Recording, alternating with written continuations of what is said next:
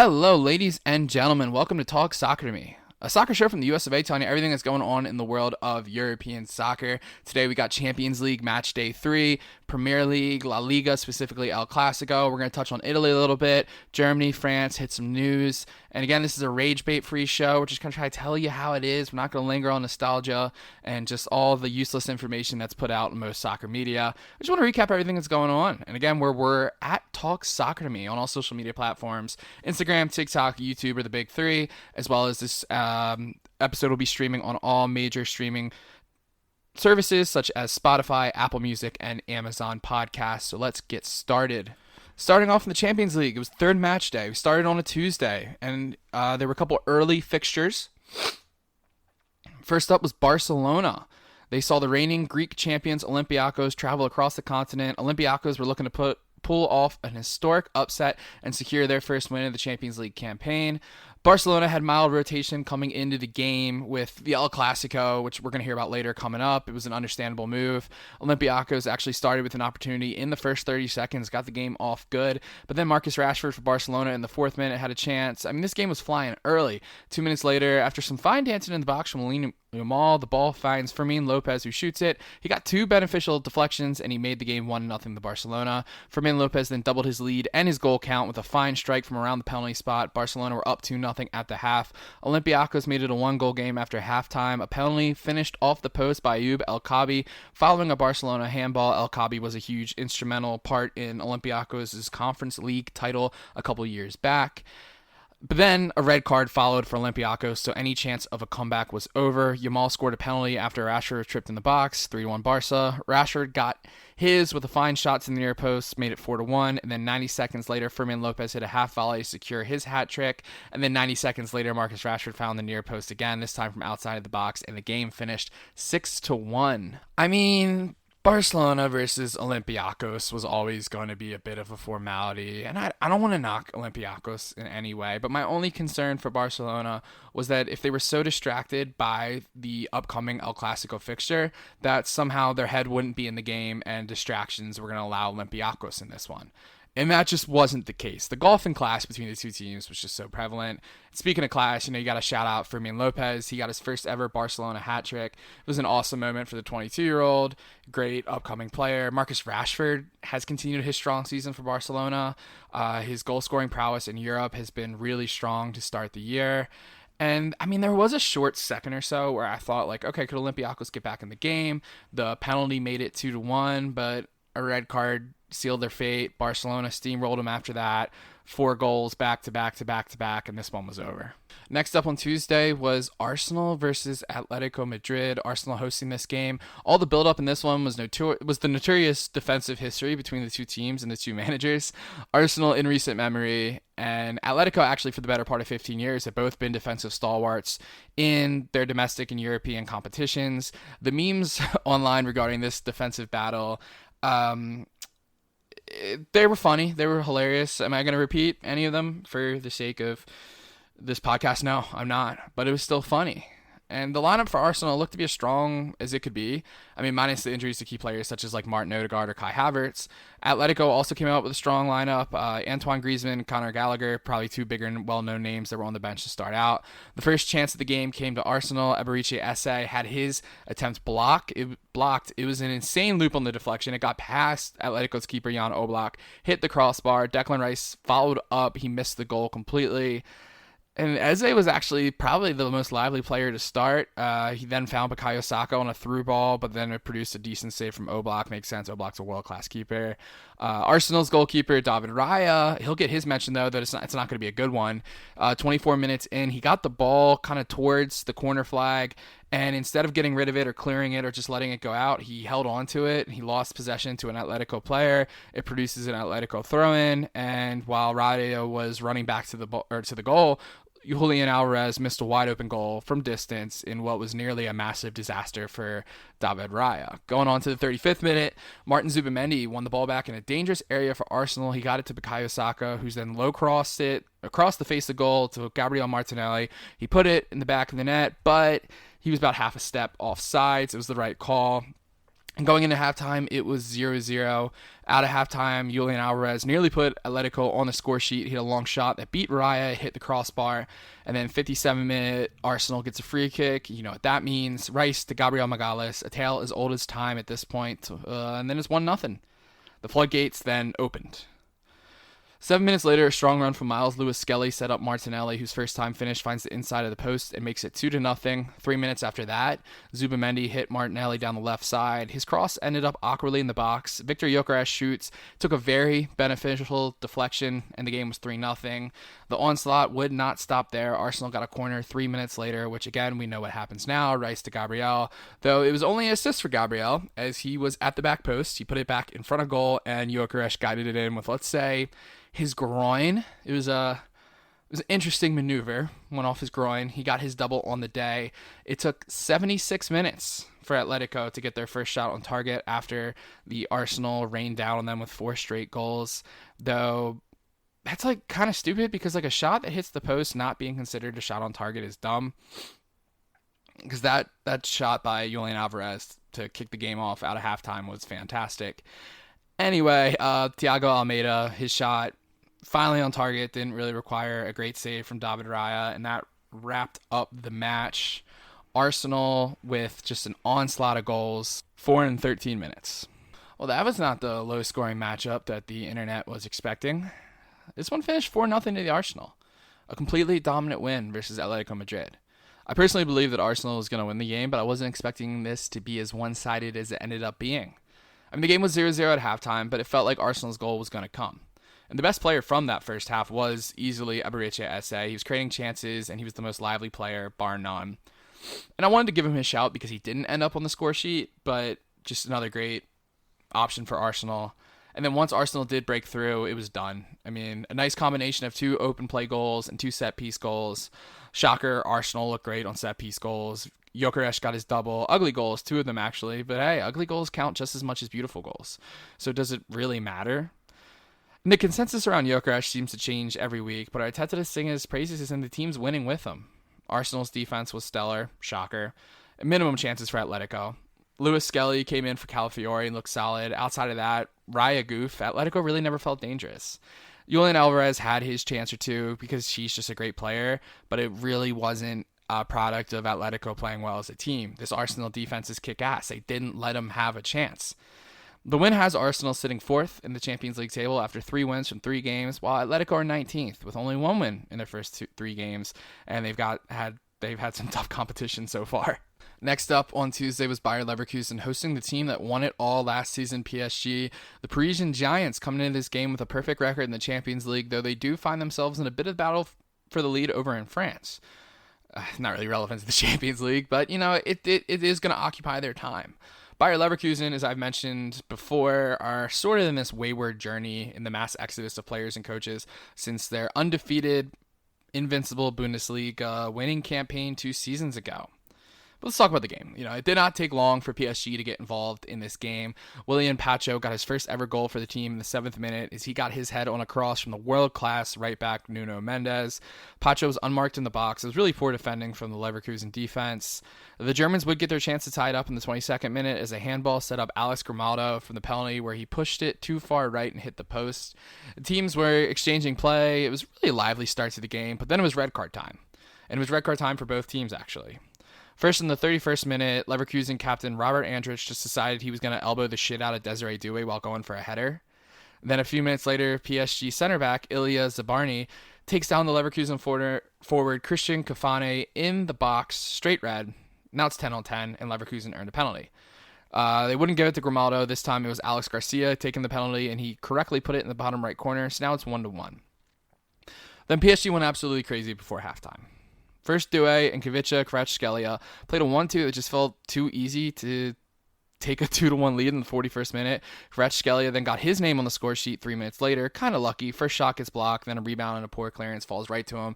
Makes it 3-1. 4 minutes after his goal, PSG countered nicely, and Desiree Doué gets his second of the first half to make it 4-1 during injury time. In a span of 7 minutes, PSG took the game from 1-1 to 4-1. The goals did not stop after halftime either. Nuno Mendes, again, the best right back in the world, found himself in the position of center striker to make it 5-1 in the 50th minute. Garcia Garcia, who got Leverkusen's first goal, was actually probably the best goal of the day, even if it was all for naught, as his shot from far outside the box goes top bins right in the corner. He left the PSG goalkeeper flat-footed. And then last season's Ballon d'Or winner, Ousmane Dembele, scores right after he subbed on. I think it may be like his first touch to make it 6-2 in PSG's favor. And then towards the end of the game, Vitinha, who makes Bayer Leverkusen's night even worse, he had a decent shot from outside the box and it went in. I mean, yeah, I really couldn't even get into the intricacies of this game because it was just kind of goal after goal after goal after goal. I mean, there was the 3 in an 8-minute span in the first half, and then PSG just really kind of laying on them in the second half. This 9-goal thriller finished 7-2 in PSG's favor. And, when PSG received a red card and Bayer Leverkusen tied the game up with the following penalty, I thought to myself, like, okay, we might have a game on our hands. And then PSG scored 3 in 7 minutes, and then they tacked on another 3 in the second half, and then it all made sense to me. With a team like PSG and the wonderful combination of finesse, speed, fluidity, the way they can press, the way they can counter, the overall attacking prowess to this team, a 10-on-10 matchup is a nightmare for anyone who's going to face them. The last thing you want to give these guys is more space. Take a player away from each team. What does that create? Space. PSG is going to eat that up. And honestly, this team really just continues to impress me. Their depth and their ability to bring young talent through this team, it's incredible. I mean, I'm having to watch PSG games week in, week out and look up players. Because, like, who is that? I've never heard of him. Oh, it's another 18-year-old coming through this system. And I imagine I sound like a broken record regarding Bayer Leverkusen, but the sad kind of caste system that dictates the reality of European soccer, it really does upset me from time to time. I mean, this is a ghost of a team. They're still good. There's still plenty of talent. They're going to finish probably in the Champions League spots again in Germany this season. But just compared to where they were 18 months ago, I mean, this is sad. And I've been calling Alejandro Gramado the lone survivor for the last few weeks because he's the only big name left from that team, from that squad.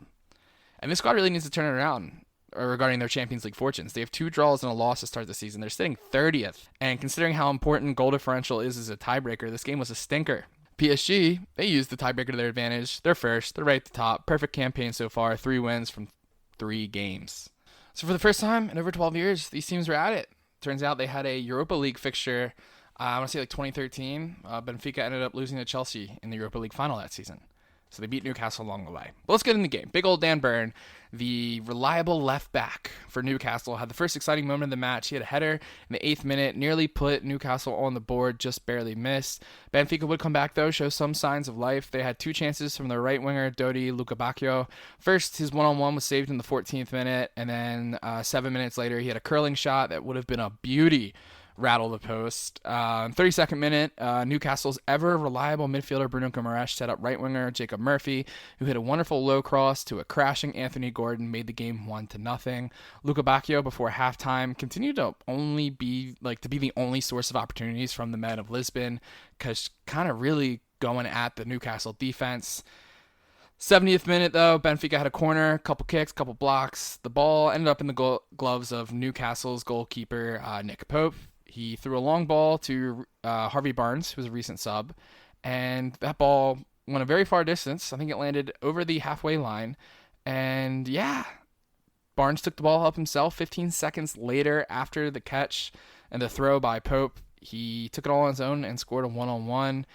Barnes would double his goal tally a few minutes later, made it 3-0. Actually got a nice assist from Anthony Gordon that effectively wrapped this match up. Sorry about that. Not the greatest recapping notes, but let's get into the take of the game.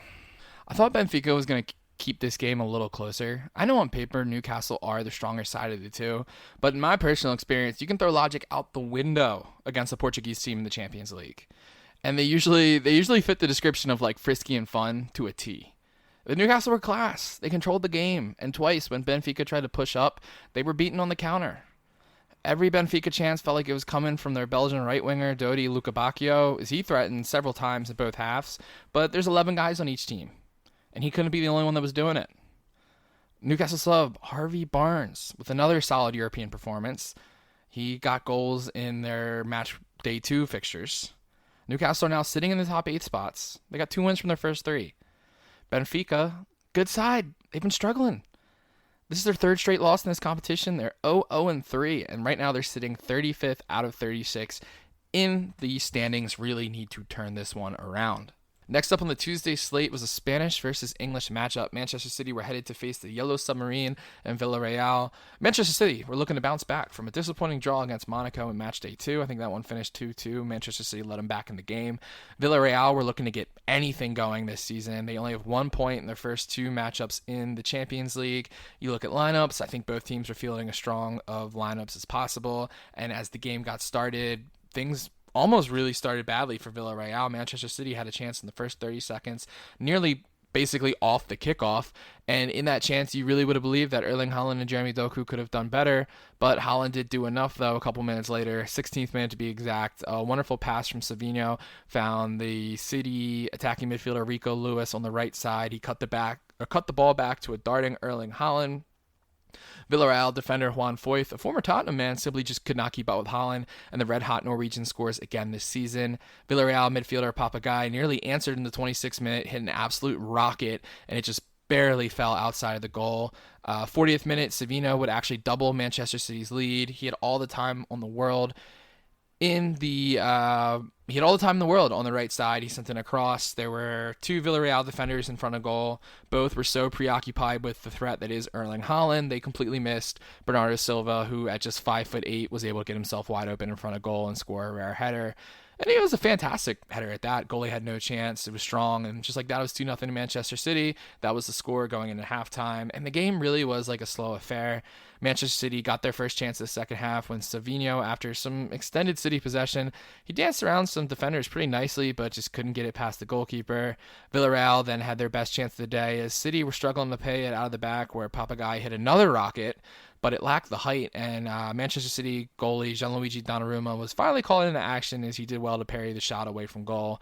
Gay can really get his laces through a ball. I mean, those were some serious power on both shots. And that was actually the start of some positive play for Villarreal. You know, it finally took them 70 minutes to get chances going, but they looked good. They started to look good. Nicolas Pepe, he had 2 where you thought they might get in, had some chances, but it just didn't result in anything. Erling Haaland, he nearly made it 3. Villarreal, unfortunate, they give up some space trying to find a goal. Counterattacking, always a threat. Villarreal pushed on. I mean, they had a header hit the corner, or a header from a corner hit the post in the 90th minute, but it just wasn't meant to be. And the final result finished 2-0 in favor to the boys in Sky Blue from Manchester.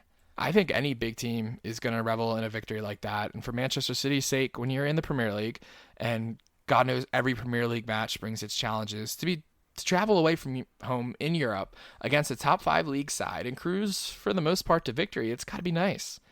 You avoid upsets by putting away chances early, and that's exactly what Manchester City did. Erling Haaland continued his ridiculous goal total so far in this campaign. It's his 4th in the Champions League, which is tied for 3rd most. It's his 15th so far in all competitions. Bernardo Silva got on the score sheet addressing what has been one valid criticism regarding Manchester City this season, and that's the fact that they really have only gotten goals from Haaland. I mean, it's fair, though. If this team wants to be successful, other guys need to step up and do their part. Villarreal were poor. It took them 70 minutes on the field to give the game to City. City withstood that challenge well, though, and City have been letting teams back in games for the better part of 18 months now. So to see this one out and keep a clean sheet really is a strong result for them. And Villarreal, they really need to turn it around if they want to see the knockout rounds of this competition. That's 1 point now from 3 games so far. It does ease up. They've got Paphos from Cyprus and Copenhagen from Denmark in 2 of their next 3 games. And if they don't produce 6 points there, you might as well just call it. It might be over. City are 7th, which is importantly sitting in the top 8th spot, though they do have a tricky one hosting Borussia Dortmund in match day 4. There were a couple other matches on Tuesday in the Champions League that I just not have time to get to. Kairat Almaty and Paphos, a little Kazakhstan versus Cyprus matchup, played to a 0-0 draw, which is kind of surprising as Paphos got a red card in the 4th minute. Borussia Dortmund traveled to Denmark, defeated FC Copenhagen 4-2 in a decent victory for them. One that I wish I would have talked about, but it just fell through the cracks. PSV Eindhoven defeated Napoli 6-2. Dominant. I did not see this coming. I thought it would be much closer. And I think the last one that I did not talk about was Inter Milan traveling to Belgium, defeating Union Saint-Gilloise 4-0. But we're going to Wednesday. We're start off Wednesday, slate of Champions League games. First one up was Chelsea welcoming the men from Amsterdam, Ajax to Stamford Bridge. And when I think Chelsea versus Ajax, I remember fondly the 4-4 thriller they played in November 2019. I know it's been 6 years, and I know I kind of shit on nostalgia, but I mean, it was just a fun game to like go back and think of. And you look at the lineups: Pulisic, Willian, Mason Mount, Jorginho for Chelsea. I mean, hell, Ajax had Hakim Ziyech, Lisandro Martinez, Andre Onana. I know it's not a nostalgia podcast, but I'm not going to put it down. The thing with nostalgia is it's not about, you can look at the past positively. It's looking at the past and not using that to put down the present. So I'm not going to be like, oh my God, that Chelsea team in 2019 was so much better than they are now. Oh, they'd kill for Willian or Jorginho. I mean, I think the Ajax team then was better than the Ajax team now, but that's, that Ajax team was coming off a Champions League semifinal. So, yeah, I'm going to be a little bit of a hypocrite. Anyway, let's talk about the game. As expected, there's some young talent in this Ajax lineup. Yuri Bask, Oscar Gluck, James McConnell. Chelsea looks strong, though Moise Caicedo at right back is a weird sight to see, or maybe the right side of a central midfield. I don't know. I watch the games, but also ESPN.com, their formations aren't always correct. Ajax, unfortunately, they really weren't able to get into the game. They got a red card pretty early, and it came from their captain, Kenneth Taylor. A high-booted challenge on one of the Chelsea midfielders. VAR took a look at it, and the Ajax captain was sent off, reducing Ajax to 10 men. And would that have an effect on them? Yeah, right away. Instantly. Immediately. Literally the freaking free kick right after. Free kick routine saw Enzo Fernandez's cross basically go untouched. Wesley Fofana got his head on it, and Mark Gu was right in front of goal to put it away, give Chelsea a 1-0 lead. Instant impact after the red. The misery then continued to pile on. Chelsea countered successfully. Jamie Gittins found Caicedo with acres of space. His shot from outside the box is not great, but you shoot sometimes with the beneficial possibility of a deflection, and that's what Caicedo got. The score was 2-0 in the 27th minute. Ajax would get their opportunity to do something. Penalty was called after Raul Moro was tripped. It was a touch soft for my liking. If I was a Chelsea fan, I really wouldn't have been happy. Anyways, Wout Weghorst put it away. It was nearly saved, but it was still went in. 2-1. And then, the game turned into damn penalty palooza. Stupid slide by Wout Weghorst, the man who just scored on defense against Enzo Fernandez. And it was a penalty, but why would you slide there? What are you doing? Enzo hit a beautiful penalty, made it 3-1, perfectly inside the right posts. And I said it was a penalty palooza, and everyone knows it takes 3 to be a palooza. And it was another kind of soft one. Yuri Bash tripped Esteval twice, and the Chelsea winger got to finish his penalty as he hit a rocket, and he got his first ever Champions League goal for Chelsea, and then it was halftime. 4-1 at halftime at that. Definitely one to forget for Ajax. Things did not start in the second half well for Ajax either. Less than 3 minutes, Tyreek George was in the right place at the right time. Ball falling right to him. And after some wonderful passing, he got a decent finish. Chelsea got 5 on the board before 50 minutes. They had multiple chances to make it 6, but it just wasn't meant to be towards the end of the game. And I don't think they had a sense of urgency to score. The final was Chelsea 5, Ajax 1. And that, kids, is why you don't slide on someone with your studs up. It was a freaking stupid red card to concede from the Ajax captain. You're the captain, for God's sakes. You should not be making mistakes like that. You're supposed to lead. Instead, you set up your team for failure. And going to 10 men isn't a death sentence, but it is as underdogs. And Chelsea made him pay right away. But good for Chelsea. If you have the opportunity to step on an opponent's throat, you do that. 4 goals before halftime. And again, goal differential is a massive tiebreaker when you're tied on points in the Champions League. So you're wholly justified to just keep at it and to get as many goals as possible. And I think they can take pride in a lot of the goals that Chelsea scored today coming from the youth. Mark Gu, Esteval, Tyreek George, they're all under the age of 20. And, Moise Caicedo and Enzo Fernandez are 23 and 24. But that's old men in modern soccer. And every penalty was kind of stupid. It was on the softer side. I was a defender growing up. I get why they were called, but it would have frustrated me as a defender and as a fan cheering for either of the teams. But, with this result, Chelsea are sitting 11th. They definitely have a top 8 spot in their crosshairs. Ajax are dead last. They're 36 out of 36. And yes, Inter, Marseille, and Chelsea is quite a tough way to start. And the next 3 games are Galatasaray, Qarabag, and Benfica.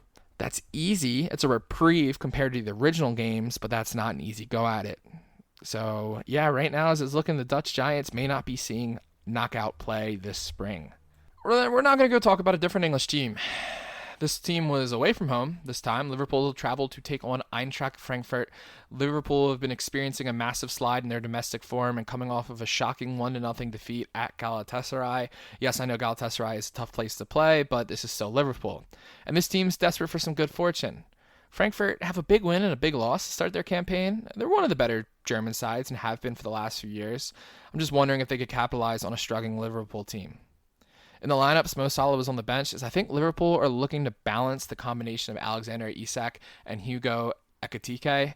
And you spend all that money on Isak, you have to, you got to fit him in. And Ekitike is on incredible form, so you got to fit him in. So I think the challenge for Arne Slot is finding that formation that fits both strikers. And Ekitike is actually playing against his old club. This is a team he was signed from for a modest 95 million euros, according to Transfermarkt. But as the game got started, Isak had the first chance of the game. It was a good ball over the top from Dominic Szoboszlai. I mean, it was a perfect ball over the top. But Isak just couldn't chip it over the keeper. He then had another chance in the 9th minute on a counter. And you're thinking, like, okay, is Liverpool going to get the first goal here? And that actually wasn't the case. The breakthrough on the scoreboard would come from Frankfurt. A wonderful set of passes, diced up Liverpool's press.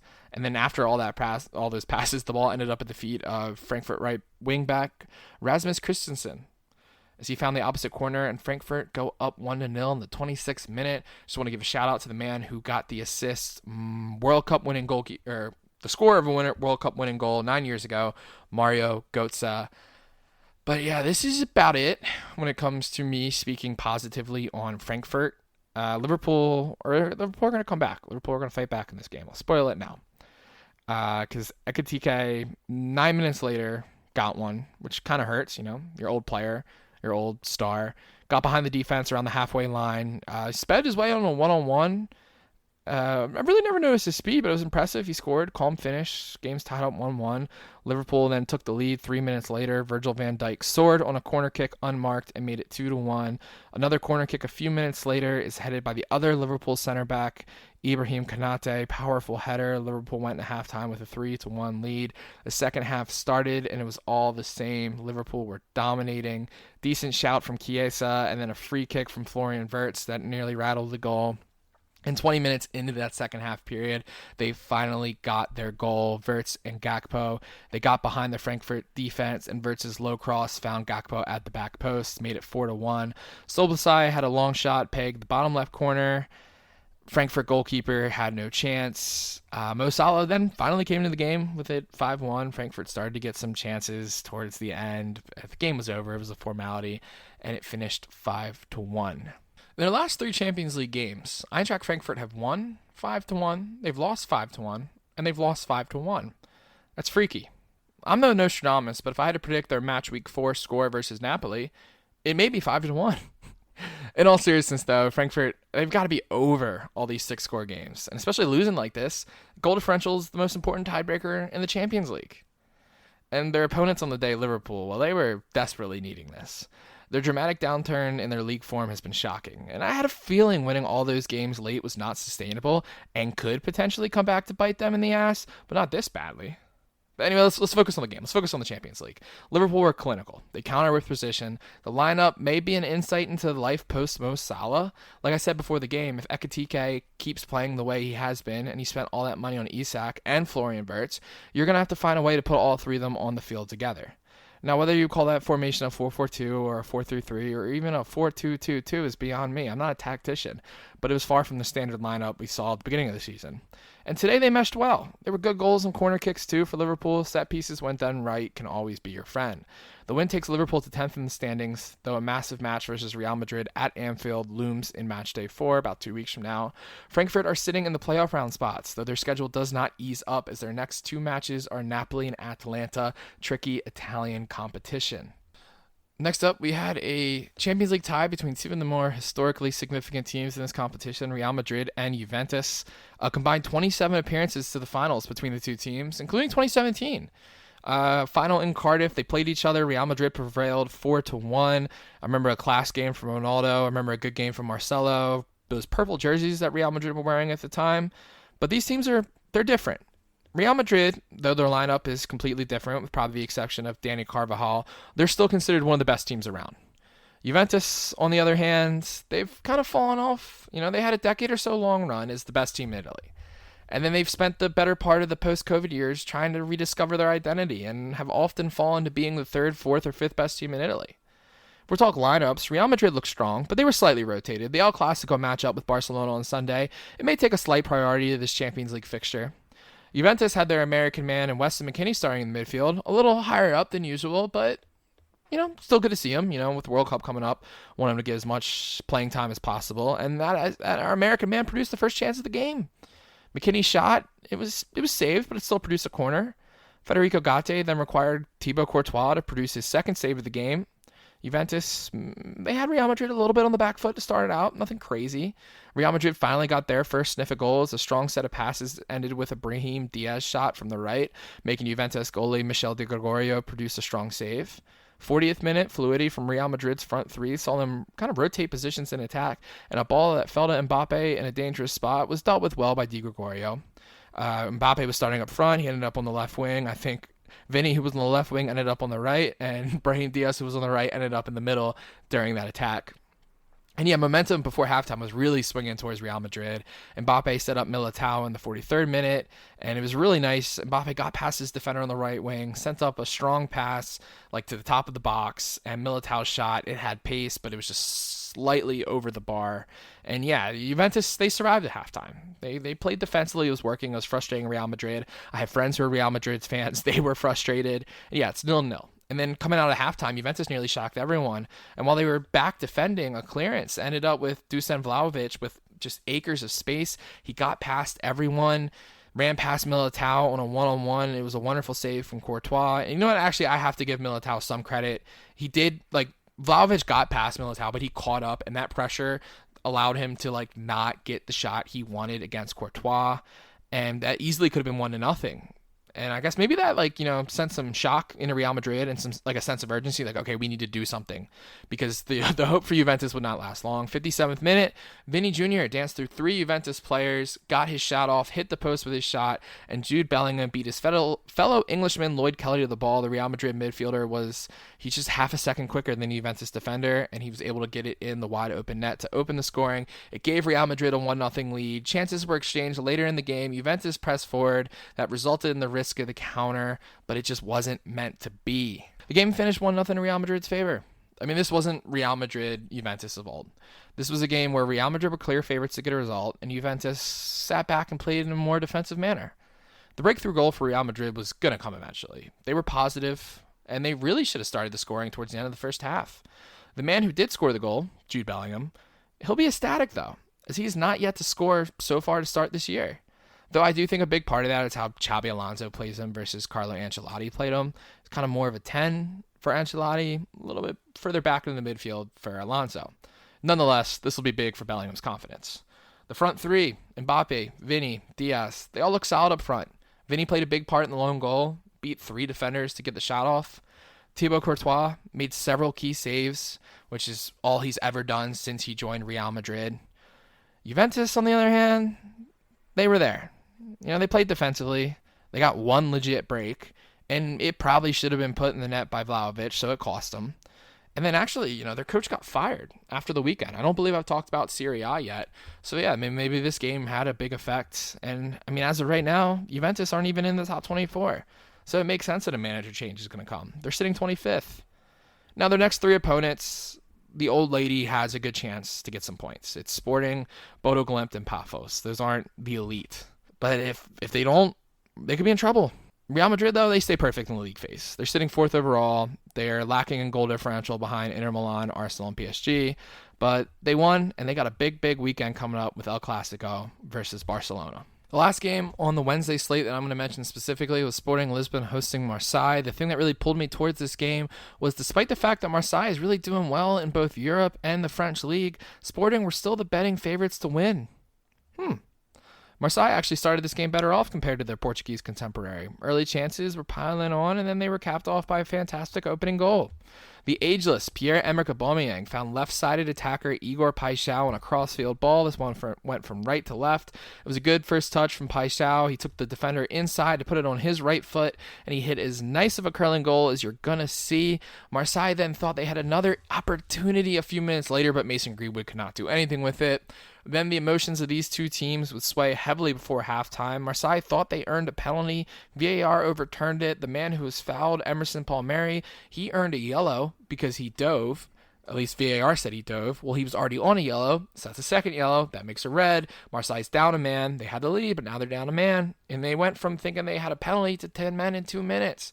It completely changed the flow of the game. Sporting were now a man up, and they would make them pay for that. 69th minute, Sporting tied it up. A string of passes and second balls that just kept falling to Sporting resulted in Jenny Katamo tying the game up. Sporting would then win the game in the 86th minute as an Alisson Santos shot from around where Paixão scored earlier in the game took a wicked bounce off a defender and looped over the goalie.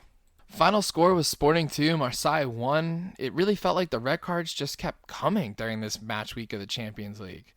I believe this is probably the most costly one. Marseille were far and away the better team in the first half. They go down a man, and suddenly it's all Sporting. If this Marseille team, which has serious potential and a good manager, want to make any dent in France or Europe, they cannot allow themselves to be making silly little mistakes like that. VAR exists. Everything is on camera. You are going to get caught diving. This isn't 2014. And Sporting, they did a good job taking advantage of the situation presented to them. And a side note, Sporting also wore their away kit at home, which I know UEFA has regulations regarding multicolor uniforms, but it was just really weird on the eyes. Neither team was in their distinct uniform, and I didn't like it. It made it slightly trickier, figuring out who's who. I second-guessed myself on which team was which more than one occasion. Whatever. Anyway, with this result, Sporting are sitting 11th in the Champions League. Marseille are down in 18th, both on pace for the knockout round playoffs. All right, we're going to hit some of the other Champions League Wednesday games we didn't manage to talk about. Athletic Bilbao got their first win of the campaign as Azerbaijani champions Karabag headed to them. Went down 1-0 in the first minute and scored 3 goals after that to come back. Galatasaray keeps their positive Champions League campaign so far going. 3-1 victory at home over Bodo Glimt, a double from Victor Osimhen. Monaco and Tottenham kind of played to a boring 0-0 draw. Well, I say boring because there's no goals, but Vicario did well to keep Spurs in this and get a point. Atalanta going to be definitely disappointed. Hosting Slavia Prague, another 0-0 draw. Bayern Munich took care of business versus Club Brugge, a 4-0 victory. And yeah, I think that's it. I think we're going to move on to the other European competitions, the games that take place on Thursday, and that would be the Conference League and the Europa League. We're Europa League first. First up was Aston Villa, traveling to the Netherlands to take on Go Ahead Eagles in their Europa League clash. The first ever meeting between the two sides. Aston Villa started out early. A ball up the left side of Jadon Sancho was crossed in. It should have been dealt with by the Eagles keeper. However, one of his defenders got in away with a high boot, and the ball fell perfectly to Evan Gessen to empty net, so it didn't even have to be a great shot. And within 5 minutes, it was 1-0. Villa then had several chances to double their lead after the goal, but strong defending stopped them. Both Gessen and Sancho had one-on-one opportunities. But this keeper for Eagles, he was good. Yari de Busser, solid. Chance of Yari ripping through the crowd. The goaltending would pay off as Eagles were able to tie it up in the 42nd minute. A free kick falls right to Matthias Sarai, who beats the offsides trap, and then his shot got the right deflection, and it just arced over the Villa keeper, Emi Martinez. In the second half, Eagles would win the game. Ball over the top to right back. Matt Style saw a calm finish, and Go Ahead Eagles were leading Aston Villa 2-1. Go Ahead Eagles, that's got to be one of the best team names in the world, right? And they played like one of the better teams in the world, beating Aston Villa at home 2-1. The reigning Dutch Cup champions exposed Villa's high line twice, and they didn't buckle under extensive Villa pressure and possession.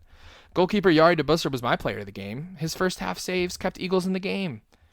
For Villa, it just wasn't their day. Jadon Sancho looked lively, but this is not a match they're supposed to be losing. For Villa to do better in Europe, this is inexcusable. This loss has them drop out of the top 8, currently sitting 10th. They want to finish top 8. They want the bye. There's too many games to be played. You take every bye you can get. Go ahead, Eagles. With the win, they're up to 12th. That's pretty good. And also, a little side note, this is going to be bad as someone who's currently doing a soccer podcast and talking in your ears right now. But when the hell did Aston Villa pick up Jadon Sancho, Harvey Elliott, and Victor Lindelof? I'm reading right now that Sancho and Elliott are loans and Lindelof was a free transfer. But as three guys with Premier League experience, I actually don't hate those moves. And, maybe it can result in good European play. We'll look around the rest of the Europa League real quick. Some other top 5 teams. Stuttgart went to Turkey and suffered a loss at the hands of Fenerbahce. Fenerbahce is a good squad, so what are you going to do? Bologna went to Steaua Bucharest in Romania, pulled off a 2-1 victory. Lyon defeated Basel 2-0 at home. Real Betis went to Belgium. Always tough to go to Belgium. Drew Genk 0-0. Rangers shockingly lost to Brann out of Norway 3-0. Didn't see that coming. Celtic did well to come back, get their first victory of the Europa League campaign over Sturm Graz out of Austria. Lille lost to PAOK out of Greece 4-3. Didn't see that one coming. And Freiburg, German team, picked up a 2-0 victory over Utrecht in the Netherlands. But now we're going to head over to the conference. Oh, no, sorry. We still have one more Europa League match. My apologies. The other Europa League match I was eager for, Nottingham Forest versus Porto. Forest going up against one of the stronger sides in this competition, both currently and historically, and it was the first match in charge for Sean Dyche, one of my favorite managers in all of soccer. Dyche's men would have the first chance of the game as Callum Hudson-Odoi cut into his right foot from outside the box. The shot produced a corner where that same corner fell to Callum Hudson-Odoi, but he was unable to find the back of the net. There was actually good blocking by defense in both situations. 19th minute, Forest sent in a cross, and the Porto defender, Jan Bednarek, the man who spent many years in the Premier League with Southampton, he missed the header completely. It hit his hand. I personally felt as though the penalty was harsh because it didn't have that great of an impact. It was an honest mistake, but the referee called it because we were in the box. Morgan Gibbs White, he calmly put it in the bottom left corner, and Forest laid on the night 1-0. A decent free kick routine from Porto almost resulted in a 30-yard goal, but Forest keeper Matt Sells, who hasn't had the best start to the season, after a great 2024-2025, he didn't allow that shot to go in. He saved it. Porto scored to open the second half, but it was a second cross from a corner kick. It was scored by Jan Bednarek, the man who gave up the penalty in the first half, but it was ruled offsides by VAR, the second cross in.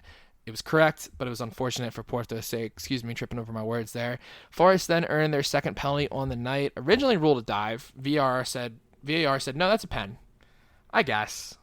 Igor Jesus put the ball right down the middle. Nottingham Forest win this one 2-0. Yeah, sorry, I almost skipped over that game completely. You couldn't have asked for a better start for Sean Dyche. I mean, come on. Forest now snapped a 10-game streak without a win. That is one way to endear the fans to your side, yeah?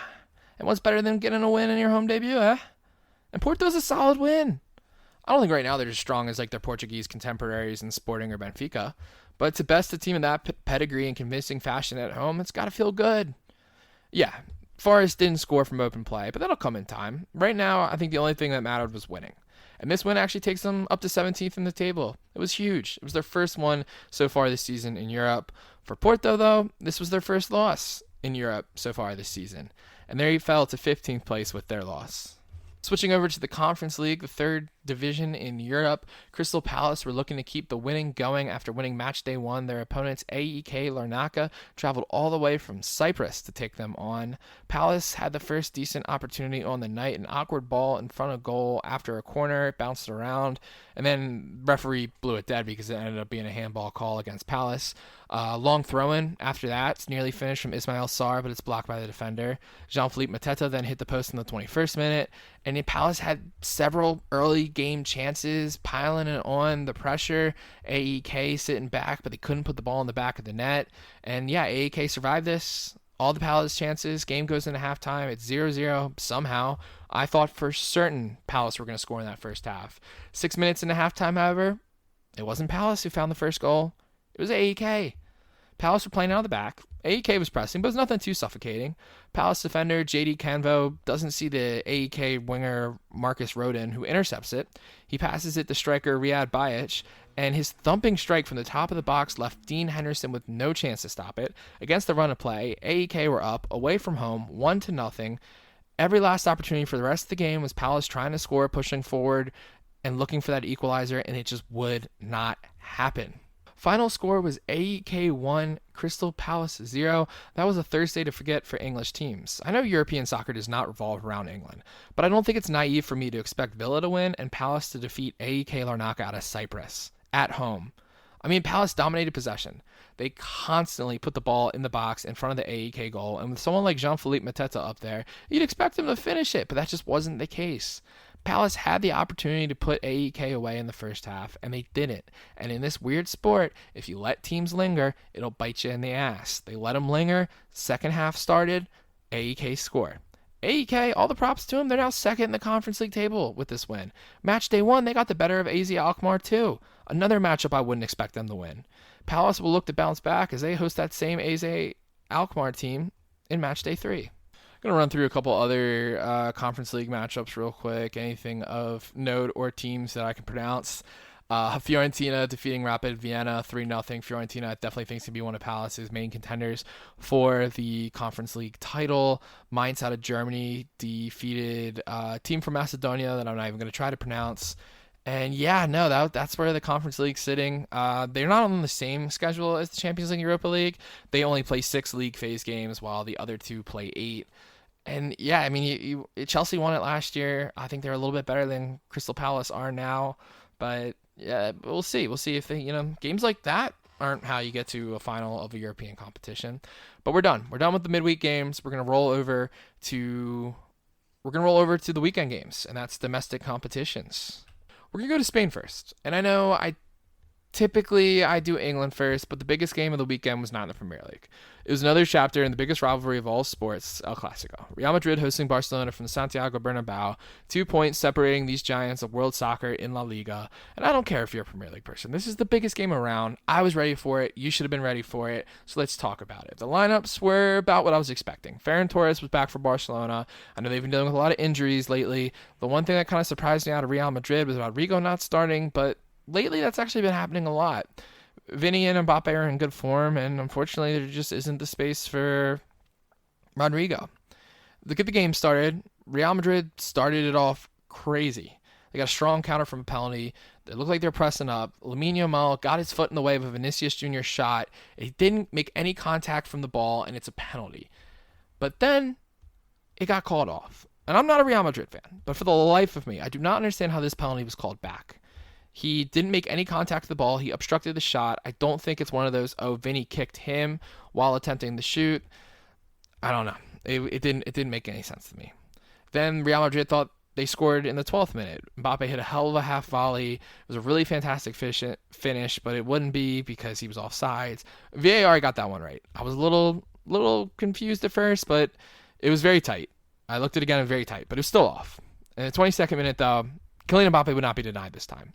Strong midfield play from Jude Bellingham to create some space for himself. He sent in a line-breaking pass to Mbappe, whose one-on-one is finished with authority, and Real Madrid finally have their 1-0 lead over Barcelona. It was coming. They were the better team in the first half hour, and then actually the final chance of that first half hour, it was a good run from the right back, Dean Howson. It was a near-perfect ball over the top from Tchouaméni, and at first I wrote down he was about half an inch from doing anything with it, but on replay, I don't know how I missed this watching the game, it still required it still required a save from the Barcelona keeper, Wojciech Szczesny.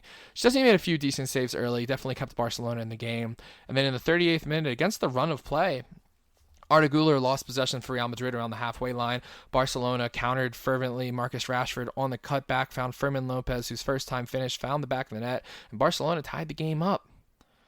Really didn't see that coming. Fellow Barcelona player Pedri then got himself a yellow card. It was pretty comical holding on to the back of Vinny's jersey on a counter right after the goal. Real Madrid would take the lead back before halftime though. Vinny sent in a cross from the left-sided goal line extended area. The ball floated in the air for what felt like an eternity. I was expecting it to go out. I thought it went out. Militao, the Real Madrid defender, showed some hustle, got to the ball, sent it back across the goal. I don't think Barcelona players saw that coming because there was an unmarked Jude Bellingham wide open. He won't score an easier goal. It was one of the easiest goals of his life. He had a wide open goal. And just like that, Real Madrid took the lead back. It was 2-1. Real thought they scored again, but these pesky offsides kept stopping them. To start halftime, Real Madrid earned a penalty, trying to make it 3-1, maybe hopefully put the game out of Barcelona's reach, but Szczesny saved a decent Mbappe penalty.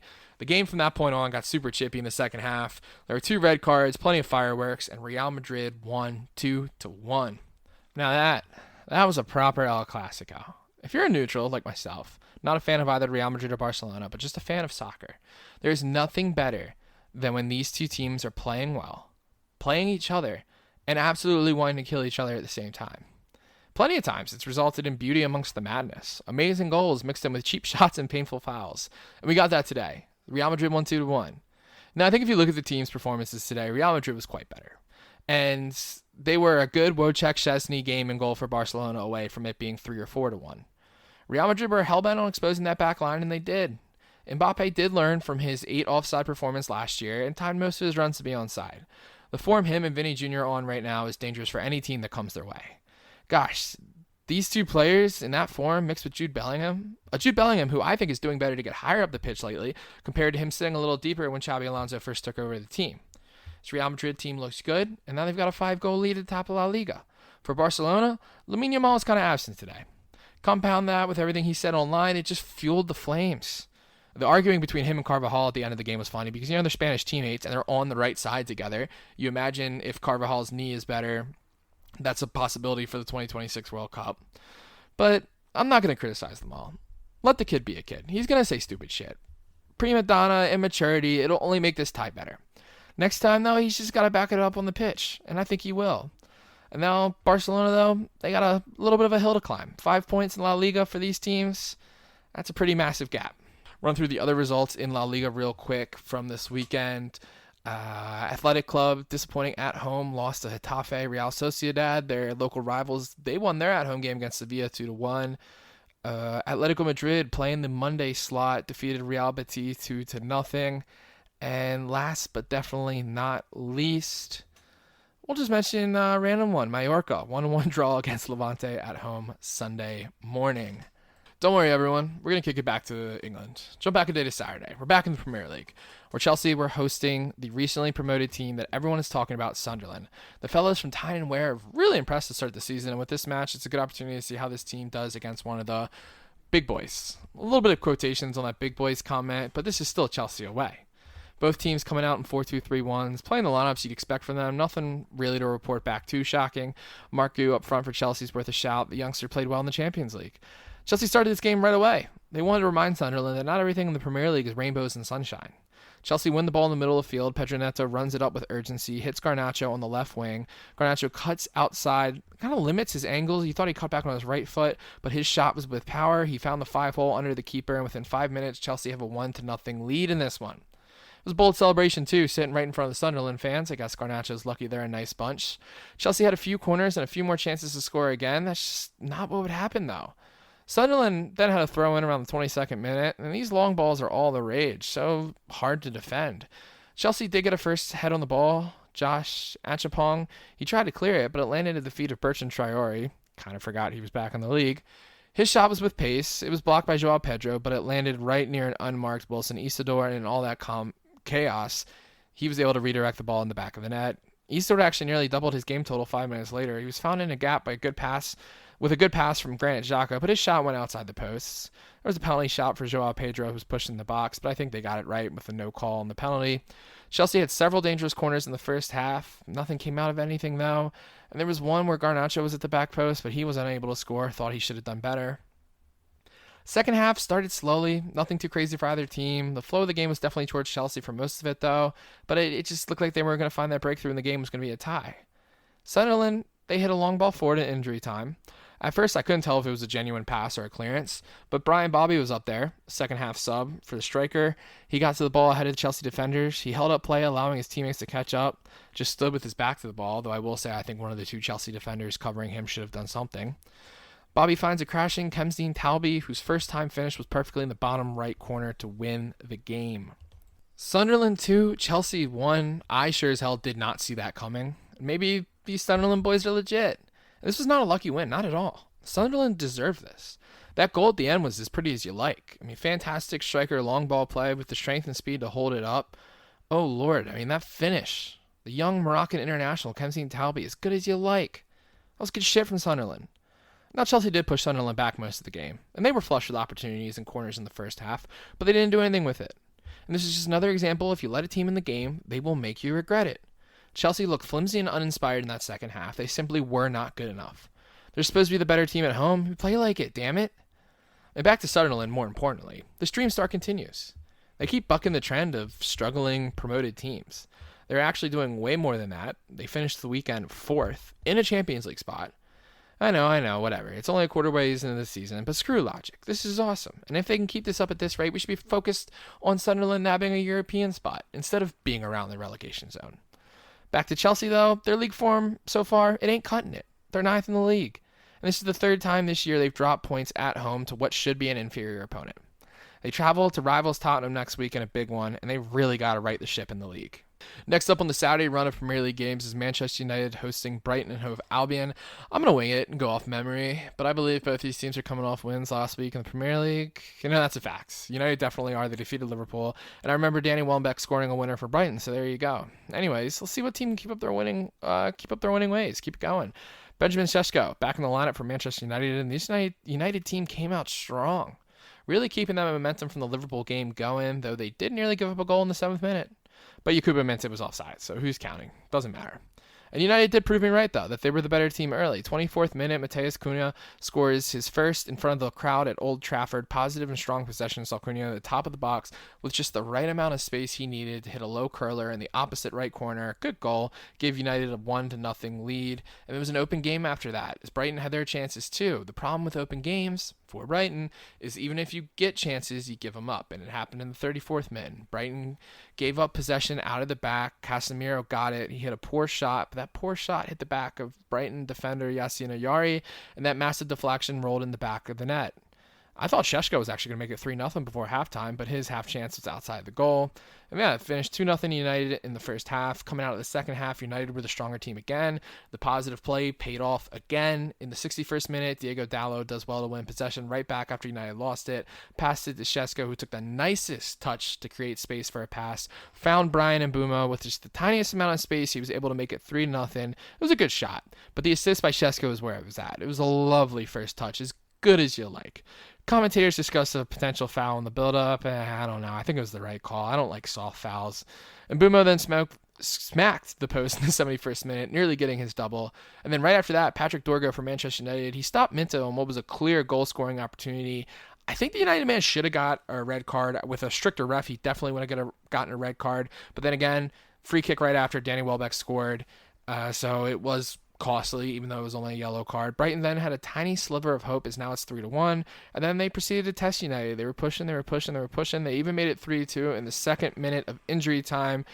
Charalambos Costalas beat his defender to the header on a corner. I think it was Xerxes defending him. Are they going to come back?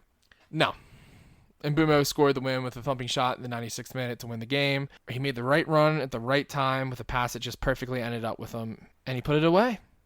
That is 4-2 in the favor of Manchester United over Brighton. They are now on their 3rd win in a row. That poor fella at the United Strand might be able to cut his hair. Only 2 games to go. Besides semi-niche online soccer references, this was a good win for Manchester United. The attacking four of Bruno Fernandes, Bryan Mbeumo, Matheus Cunha, and Benjamin Sesko really feel like they're starting to gel, and that could seriously be problematic for their opponents. They're clicking. There was evidence of it against Liverpool, and for the first time since he's been at the helm, Ruben Amorim's Manchester United look good. The lack of European games can actually be a good thing. The squad depth won't be relied on as heavily this year. They'll be a little more rested than some of their other contemporaries. I'm excited to keep watching United. They do need to make a step in the right direction defensively. They have the most goals conceded of anyone in the top half of the Premier League, and they really should not have let Brighton come back into this one. At the same time, I think it also speaks to the type of team Brighton is. Regardless of how great they are or how good they're playing, they've been one of the more fluid attacking sides in England for the last several years, and they're going to score goals. They play good soccer. With the But with the way United played today, I don't think Brighton had a chance in the world. I don't think they were going to get a result today. But they showed grit. They didn't give up. Many other teams would have simply just given up, but they kept pushing United to the very end. And there was a second where I thought, oh my gosh, are they going to tie it up? But it wasn't meant to be. Manchester United won. With the win, United are sitting 6th in the Premier League. Best location they've been in a long time. Brighton, they're sitting 13th. Decent gap ahead of the promotion spots, but a little bit away from Europe. The final matchup on Saturday in the Premier League was Liverpool traveling to Brentford to face their former captain, Jordan Henderson. Liverpool, who had a 5-point lead in the league not that long ago, faced an uphill battle, and they've been steadily declining as they've lost 3 Premier League matches coming into this. A positive showing midweek versus Eintracht Frankfurt in the Champions League could hopefully be the catalyst to turn this team around. But let's get this game started. In the 5th minute, Brentford won a long throw-in, and these long throw-ins are all the rage nowadays. I mean, I keep talking about them, and teams keep struggling against them. The long throw soared through the air, was flicked on at the front post by Christopher Ayer, and Dango Watara was right in front of goal to emphatically put it away. Liverpool's attempt to right the ship weren't looking good so far. 1-0 Brentford. Florian Wirtz had a decent opportunity in front of goal in the 20th minute, missed the goal entirely and should have done better. As the first half progressed on, Brentford were the better team, or at the very least getting the better chances. One of those came in the 45th minute. Attacking midfielder Mikkel Damsgaard sent a through ball nicely between Virgil van Dijk and Ibrahim Konate. They were playing a high line, and Konate just couldn't keep up with the speed of Kevin Schade, who was on the receiving end of the pass, found himself one-on-one with the keeper, which he calmly put away to give Brentford a 2-0 lead. I thought this would be the score going into halftime, but that wasn't the case. Connor Bradley down the right side for Liverpool delivered a fine low cross. Hugo Ekitike dummied it through his legs, didn't shoot it, setting up Milos Kirkes right in front of goal to finish it. He was marked well, but he beat his defender to the ball just half a second, and the game would go into halftime as Brentford 2, Liverpool 1. This didn't rattle Brentford. They came out in the second half better. Damsgaard hit a wonderful ball from outside the box that produced an acrobatic save from the Georgian goalie for Liverpool, Georgi Mamadashvili. And there was some play after that. Van Dijk tackled Ouattara. It was going to be a free kick outside the box. And the game stopped, and I thought they were just setting up the free kick. They kept playing replays of Damsgaard's shot, and Mo Salah, who just stomped on Kevin Schade. Turns out the folks at VAR were taking a look and realized Van Dijk actually fouled Ouattara in the box, which I suppose was true. I thought it was kind of soft. What is it with all these soft penalties VAR's given? Anyway, penalty to Brentford. Igor Thiago's finish was smooth right down the middle. Brentford are leading 3-1. Liverpool would push on, trying to find something in the game. They had a chance in the 64th minute where the ball just fell to no one in the box and couldn't believe anyone wasn't there. Liverpool would then make it interesting in the 89th minute. Brentford poorly played out of the back. Dominic Sloboslai wins it back. Mo Salah scored in a worldy of a goal, actually. A wonderful first touch, high leg, first time, right under the crossbar. But that was the 89th minute. As the game went on, they really didn't get another sniff of goal. They couldn't do anything. And this one finished 3-2 in Brentford's favor over Liverpool. Liverpool's Premier League slide is not over. It is continued, as this is now their 4th consecutive Premier League loss and 5th loss in 6 games in all competitions. Just a few weeks ago at the end of Matchday 5, they were undefeated and had a 5-point lead over second-place Arsenal. Now, 4 games later, they're 7 points off leaders Arsenal, and they're 7th behind the likes of Manchester United and Sunderland. And frankly, they deserve to lose, because they give up stupid goals. And I don't want to knock Brentford, but Liverpool should have known the threat that Brentford carries with these long throws. And what do? Poorly defend one and give up a goal. Second goal. Defenders were split way too easily on a ball through the middle, and the last goal was a dumb, unnecessary foul at the top of the box. Those aren't the plays of champions, or even a team that seemed unbeatable 6 months ago. Liverpool need to figure something out. I do not think their new signings have meshed well together. A lot of talk online is that they should have improved depth instead of a few big signings. But whatever. Good on Brentford, though. They gave the game to Liverpool, and more importantly, they weren't phased when Liverpool scored. They weren't phased when they made it 2-1. Brentford made it 3-1. When Liverpool made it 3-2, Brentford didn't let them have another chance at the game. This was a solid display from the Bees, who are currently sitting 11th in the Premier League. Strong win, should be proud. We go from Saturday to Sunday, as the first game in the early Premier League slate was Arsenal hosting Crystal Palace. Arsenal coming into the game top of the league, hoping to stay there. I imagine there was some worry, as Crystal Palace has been a team that Arsenal have consistently struggled with over the last couple of years, a quote-unquote bogey team of sorts, but with their stellar defense and an increase of depth this summer, I do believe the Gunners would be favored to win it all, win it at the Emirates. And the game started slowly enough. Palace with the first half chance, poor giveaway from Arsenal midfielder Martin Zubimendi, though the chance was quickly snuffed out by Arsenal's great defense. More Palace chances, but Daniel Munoz was offside, such as some strong hold-up play from Mateta. Arsenal got their first shot on target in the 32nd minute as a ball through to Gyökeres didn't really result in much. He held it up, and after a few seconds of sustained possession, a decent Leandro Trossard shot was saved by Palace goalkeeper Dean Henderson. Arsenal, though, would get their goal a few minutes later on, you guessed it, a set piece. A set piece from like 40 yards out, straight back, like in the middle of the field, a little bit to the right, but those are always awkward because you have to send it over the top with an attempt to score. Rice's delivery was nice, though, about as good as you like. Henderson didn't come out. Gabriel got his head on it, put it back right in front of goal. Eberechi Esse gets there first, scored an acrobatic one, and one against his former club to put Arsenal on the board, 1-0 lead. That would be the score as the game rolled into halftime. Arsenal started the second half off well. A chance from a free kick down the goal line on the left side saw Rice's ball make its way to the head of Gabriel. Well, there certainly is a pattern there. His header hit the post, wasn't meant to be. Second chance fell back to Rice, whose shot was strong, but with a plethora of Palace defenders in the box, it was understandably blocked.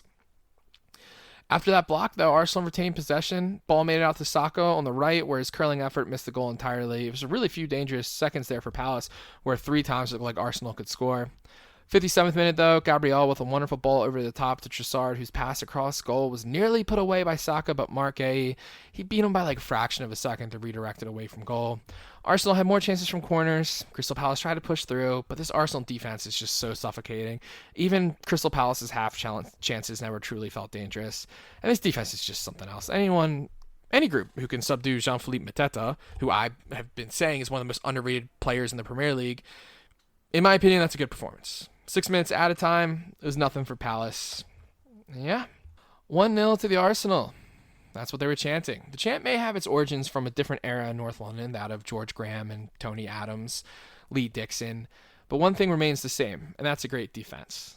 Jurrien Timber, Mr. Consistent, always putting in a good performance. William Saliba, the Rolls Royce, Gabriel Magalhaes, the free kick machine, and Mr. Handsome himself, Ricardo Calafiori. These 4 have been unstoppable. They've given up 3 goals through 9 games. That's on pace for 13 throughout the entire season, which would be a Premier League record. And you got to give respect to David Raya, too. He's been a steady presence in goal. And Arsenal have another 4 defenders on the bench who could be starting for many other teams across Europe. Ben White, Miles Lewis-Skelly, Hinakape Mosquera. The formula seems to be working. If a team wants to play against Arsenal with a low block, they're not going to score. And they're going to give one up on a set piece because Arsenal will set piece them to death. This is set piece FC. There is no denying it. And frankly, I don't think Arsenal fans give a shit. It's working.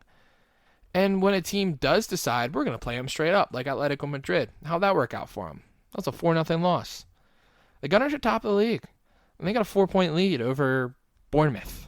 And it's 5 points ahead of Tottenham, 5 points on Sunderland. Gosh, you got to love the Premier League because I didn't see that coming. No one would have predicted that top 4. They travel to Burnley with their next match. Should be able to retain their lead and get points. Palace, I think Palace can hang their head high. I know I was talking about low blocks versus Arsenal, but Palace did try to go forward. They did fight hard, and this loss only drops in the 10th in the league. They host Brentford this weekend. Both those teams have had a good goal-scoring record to start the season, so that should be an exciting one, and hopefully we see a lot of goals. Keeping it going on Sunday, Aston Villa then saw City come on down to face them in Birmingham, Manchester City that is. With their surprising loss in Europe on Thursday, one can imagine Villa were going to come into this game looking to fight.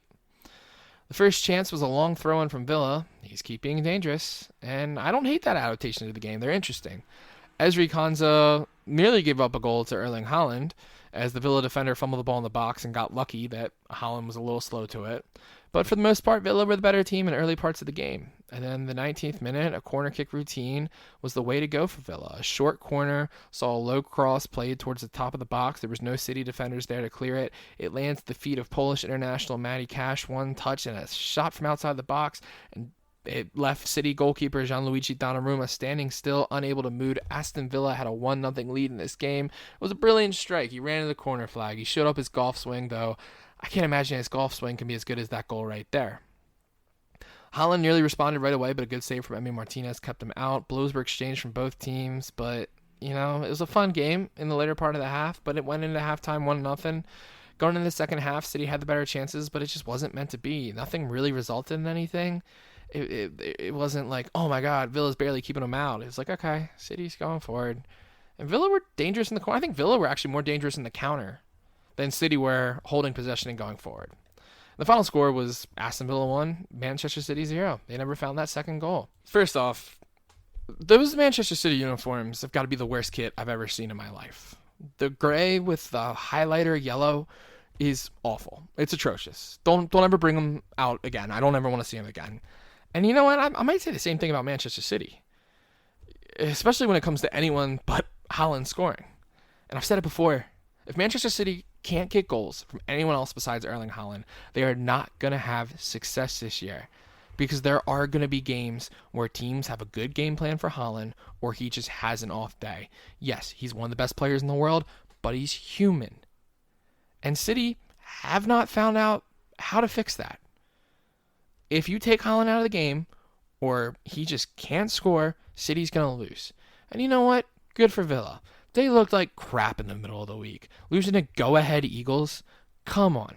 But they played concise. They had the opportunity. They finished. They had a lead against Manchester City for over 70 minutes in this game. They countered well. They fully deserved this win. They're now sitting 8th in the league, 3 spots behind Manchester City as we go to next weekend. The late game on Sunday was Everton hosting Tottenham Hotspur. Both teams lost last weekend. Tottenham at home to Villa. Everton away at Manchester City, with both teams having starts to the season that have exceeded my expectation. I was excited for this one.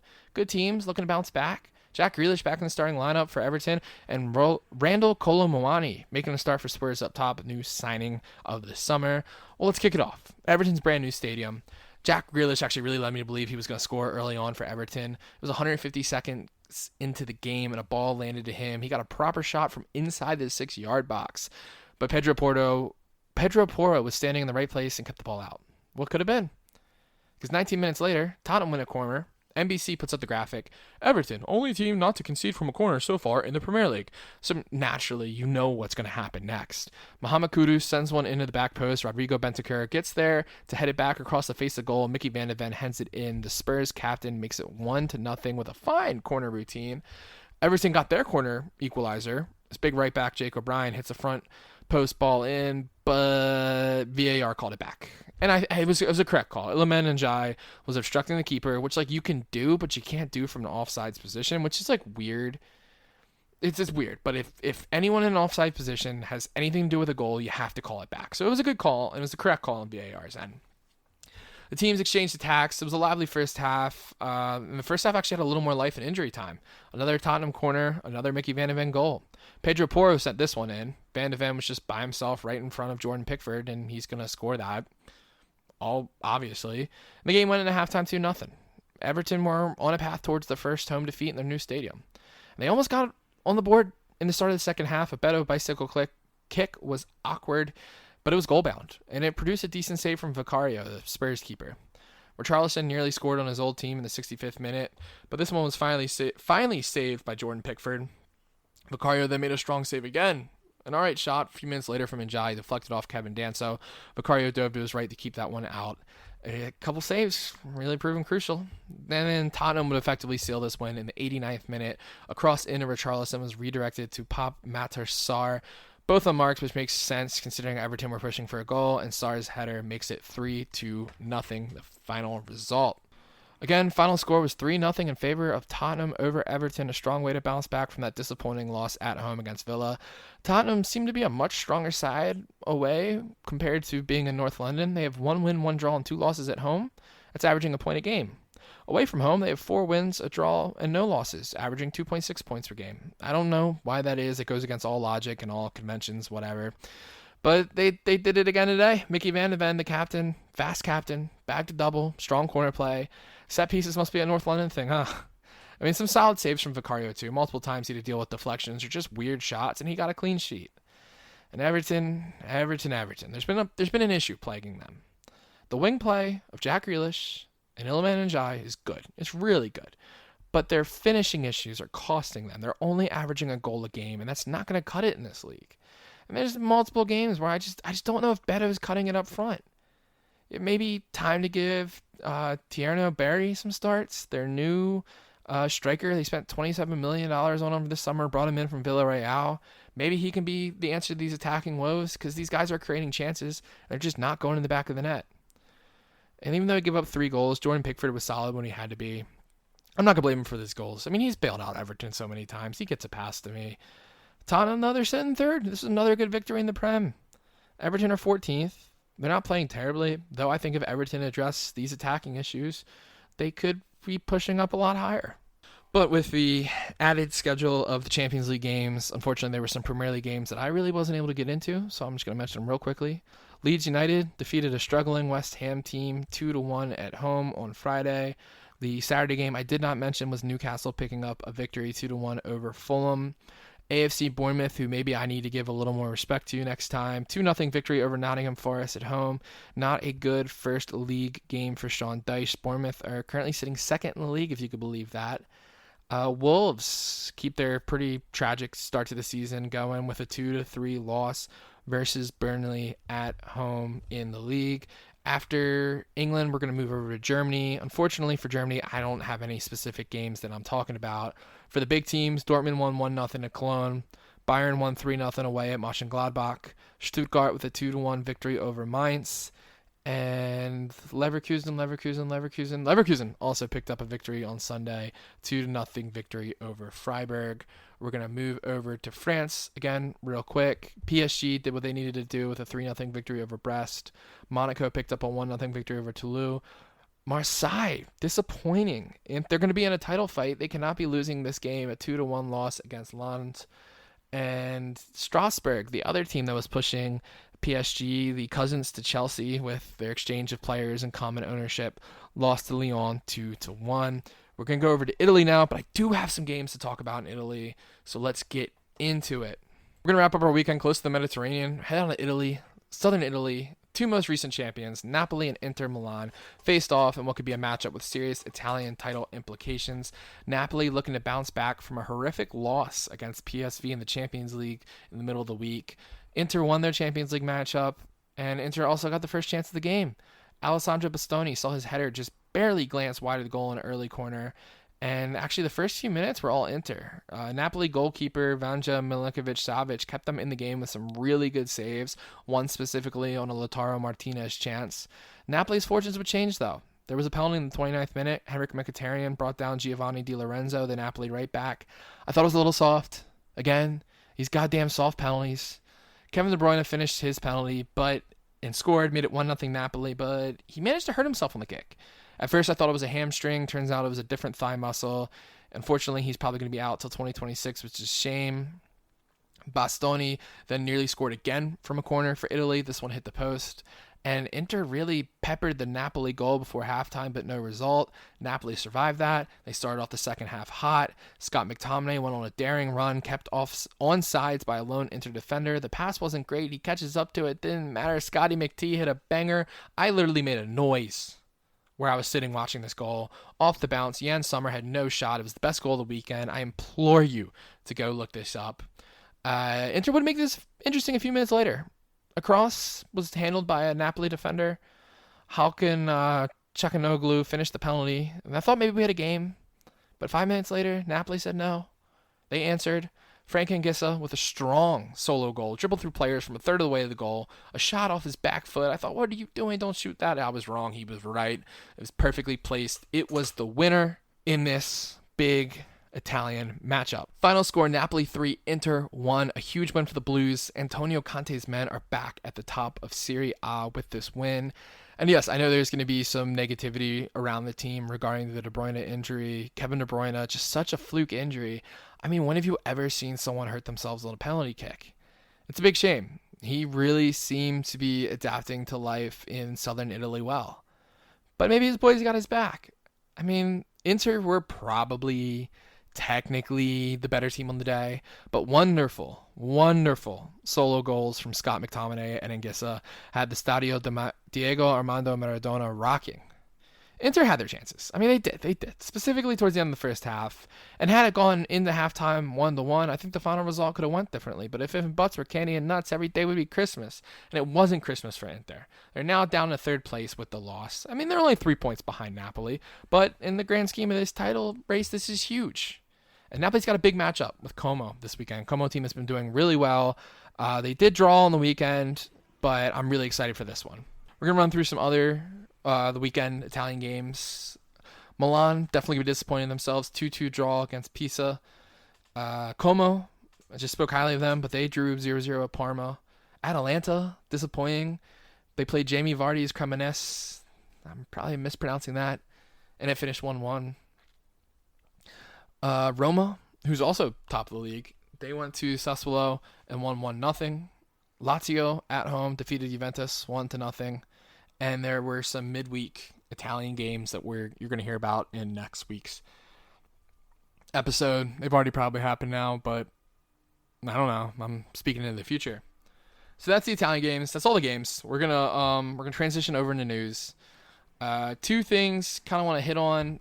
Brendan Rodgers resigned as the manager over at Celtic. I know they've struggled a little more this season, and right now Heart of Midlothian is currently sitting shockingly top of the Scottish League. I know Aberdeen did for a little bit last year, but will someone finally be able to break the duopoly, the Glasgow duopoly of Celtic and Rangers?